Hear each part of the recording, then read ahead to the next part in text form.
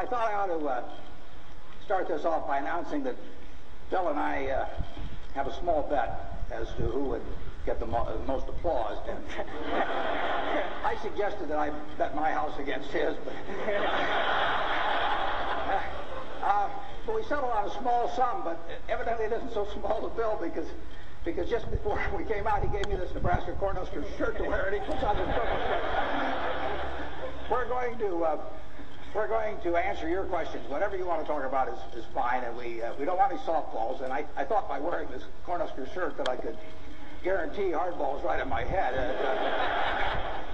When we went to the game last year, about halfway through the first quarter, Bill said, "What's that big N stand for on those guys of yours?"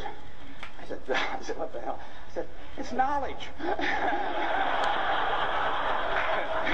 We all agree on that, Nebraska. Well, they've asked us to start out talking with the two of us on one question, but then it's going to be your questions, and we're going to just have you line up behind the microphones, and we'll go back and forth. They did ask that we might start off with talking about sort of what got us here, and it's pretty simple in my case. It's not IQ. I'm sure you'll all be glad to hear that. But everybody in this room has more IQ than they need to do my job. The big thing is rationality. And in other words, I always look at IQ and talent as sort of representing the horsepower of the motor, but then in terms of the output, the efficiency with which the motor works, that depends on rationality, because a lot of people start out with 400 horsepower motors and get 100 horsepower of output, and it's way better to have a 200 horsepower motor and get it all into output. And so why do smart people do things that interfere with really getting the output they're entitled to? And it gets into habits, into character, into temperament, and it really gets into behaving in a rational manner and not getting in your own way. As I say, everybody here has the ability absolutely to do anything I do and much beyond. And some of you will, and some of you won't. But it will. The ones that won't, it will be because you get in your own way. It won't because the world doesn't allow you to. It will be because you don't allow yourself to. So I have one little suggestion for you. Pick out the person in the class that you admire the most, and then write down why you admire them. Put down a list of qualities. You're not to name yourself in this. And then put down the one that frankly you can stand the least in the whole group, and put down the qualities that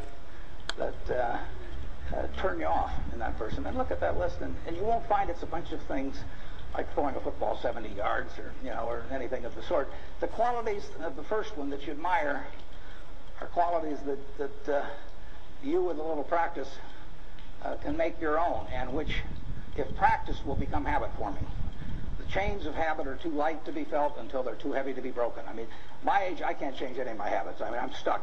But at your age, you will have the habits 20 years from now that you decide to put into practice today. So I just suggest that you look at the habits you admire in others, or the behavior you admire in others, and make those your own habits, and you look at what you really find somewhat reprehensible in others, and just decide, those are things you're not going to do. Ben Franklin did that a few hundred years ago, and it still works today. And if you do that, you'll find that you convert all your horsepower into output. So with that sermon, I'll let Bill give you another one, and then we'll get into your questions.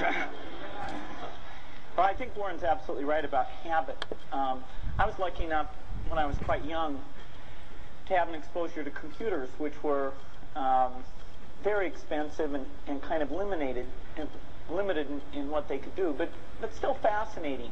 And some friends and I really talked about that and decided that they would change because of a miracle technology of chips into something that everybody could take advantage of.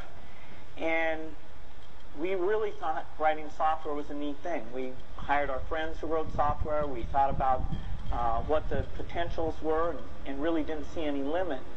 And so that vision of getting our friends together, getting them to work as a team, really seeing what kind of tool this could be, a tool of what we talked about as the information age, where the key thing is magnifying your brain power instead of of just your muscle power.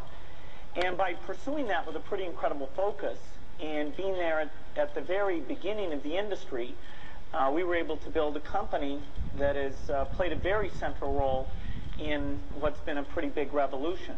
Now, fortunately, the revolution is still at the beginning. It was 23 years ago when we started the company, but there's no doubt that taking the habits we formed and sticking with those, which would be hard to change, the next 23 years are going to give us a lot more potential and maybe even get us pretty close to that original vision, which was a computer on every desk and in every home.